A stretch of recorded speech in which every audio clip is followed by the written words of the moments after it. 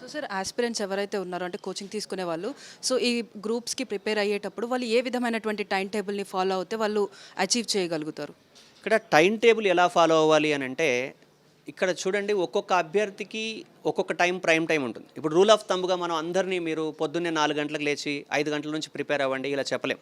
ఎందుకంటే ఒక అభ్యర్థి యాక్టివ్‌గా పొద్దున చదవగలడు. ఇంకొక అభ్యర్థి అందరూ పడుకున్నాక మధ్యరాత్రి చదవగలడు. అది వాళ్ళ వ్యక్తిగతమైనటువంటి పరిస్థితులను బట్టి ఉంటుంది కాబట్టి సగటుగా అయితే ఒక అభ్యర్థి ఒక గ్రూప్ 1 లాంటి గ్రూప్ 2 ఏదైనా ఎగ్జామినేషన్లో సక్సెస్ అవ్వాలంటే 6-7 గంటల ప్రిపరేషన్ అవసరం. కానీ రోజుకి 19 గంటలు 20 గంటలు అనేది ప్రైమరీ స్టేజ్లో ఇది చేయలేరు. ఇలాంటి అపోహలు చాలా ఉంటాయి.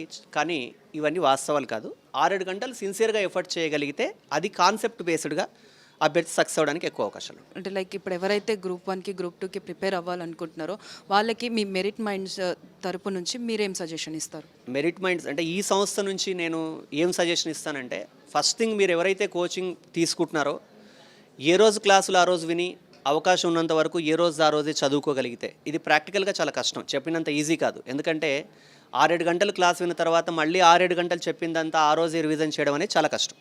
కానీ అట్లీస్ట్ ఇప్పుడు 4 సబ్జెక్టులు జరిగితే 2 సబ్జెక్టులు కనీసం కనుక ఏ రోజు ఆ రోజు రివిజన్ చేయగలిగితే, ఒక సంవత్సరం లోపు కనుక అభ్యర్థి ఇది సిస్టమేటిక్గా ఫాలో అవ్వగలిగితే ఉద్యోగం పొందడానికి చాలా ఎక్కువ అవకాశాలు ఉంటాయి. Thank you so much sir. So చూస్తున్నాం కదా మనకి మెరిట్ మైండ్స్లో ఉన్నటువంటి పాలిటీ సబ్జెక్ట్కి సంబంధించినటువంటి ప్రొఫెసర్ గారు చెప్పినటువంటిది ముఖ్యంగా ఏంటి అని అంటే, మనం ఎవరమైనా కూడా ఒక కోచింగ్ సెంటర్ని సెలెక్ట్ చేసుకునేటప్పుడు ఎలాంటి స్టెప్స్ ఫాలో అవ్వాలి, అదేవిధంగా మనం జాబ్ని అచీవ్ చేయాలంటే టైం టేబుల్ కూడా ఏ విధంగా ఫాలో అవ్వాలన్నవి కూడా చెప్పారు కదా. సో ఈ విధంగానైతే ప్రతి ఒక్కరు కూడా ఫాలో అయ్యి గ్రూప్స్కి ప్రిపేర్ అవ్వాలని చెప్పేసి ఇక్కడ ఫ్యాకల్టీ చెప్తున్నారు.